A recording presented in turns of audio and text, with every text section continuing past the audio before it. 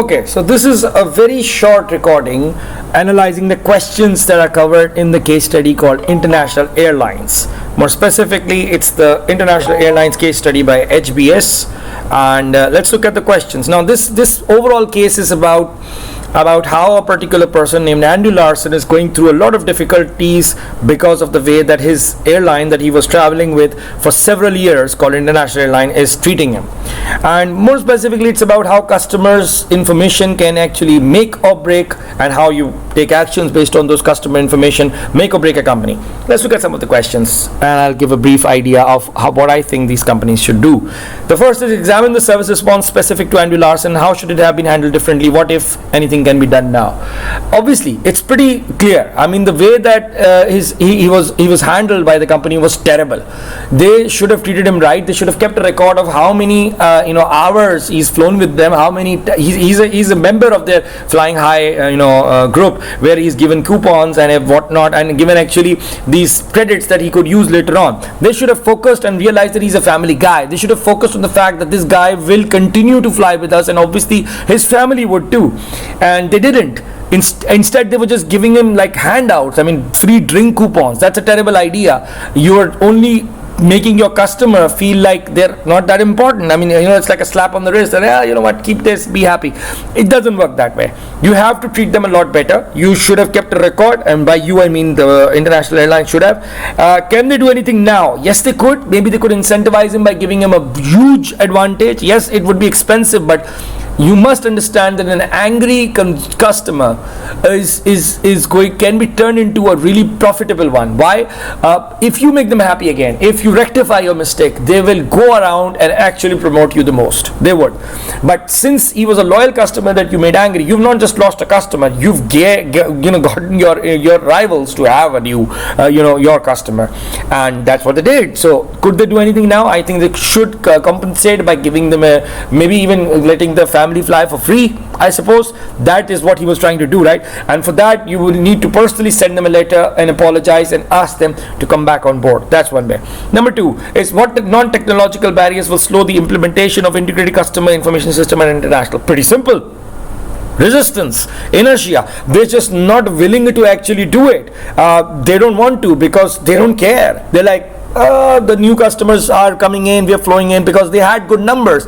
They were still rated high, even though there were lots of customers complaining, and some of the customers never even complained. They just didn't care because there was so much traffic, there were so many people flying out. They don't realize that they are losing customers at the same time. So the major barrier is that mindset. It's that mindset, plus the fact that the systems are probably not technically integrated. I don't know if they have the system now, an integrated system, but back then they didn't. So other aspects would include the kind of resistance that people will show within the organization, because they'll be like, we're still getting customers, why should we care? So if they have an integrated system now, a computer, yes, the question says non-technological barriers, but if they do have a system in place now, that means that they have also changed their mindsets.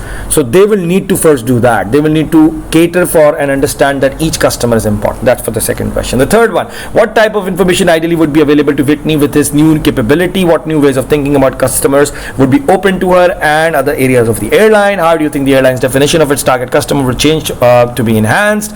Assume that the information illustrated with Andrew Larson is available for all flying high participants, for all passengers. Think about it.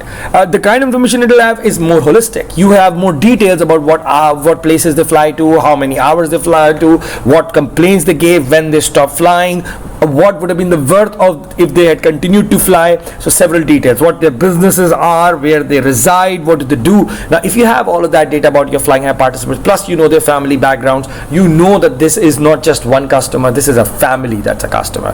That's the definition that needs to change. It's not a customer for today, it's a customer that is going to be a customer in the future, who's going to recommend other people, whose family will continue to fly with us because we are giving them an advantage. This is what they will understand. They would be able to to see what the customer is worth today as well as what they're worth in their lifetime values. That is how they will see it. And if the same information that is available with Andrew Larson is available about Andrew Larson, it's available for all Flying High participants, they can then continue to make sure that they retain those customers and that they continue to give them something that is good enough for them to stay with them. And if it's available for all passengers, the company could actually learn quite a bit, because then they can focus on creating similar but specifically designed plans like they had for Flying High participants, the whole Flying High program. They could have several other programs that are targeted to different kinds of flyers, so that even they have an advantage. Some people who don't fly that frequently, even they could be incentivized in a certain way. So you can create different products. By product I mean different kinds of plans for them, like they do in the credit card companies, or they do for insurance companies, or for other services that we avail all the time. So question number 4. So what communication promotion program might be implemented with the availability of certain information? Use Andrew Larson's prototypical example. I just explained that, so I just read the question. So yes, obviously you could cater for more frequent flyers, you could cater for people with families, you could cater for their vacation plans, maybe give them as subsidies on their vacation plans like they did here. They could even target people who are going specifically for business, or people who are going for leisure, or for honeymoons, or for trips planned by students. So you could create different programs, because you could be targeting them at different stages of their lives, at different stages of their work or their leisure, and then based on their specific needs and what they mean to you and where they're flying to, you could have very personalized or very specific products created for each segment of customers. Let's look at number 5. Are there new ways of customizing service that individual passengers receive that would now be possible? Of course you could.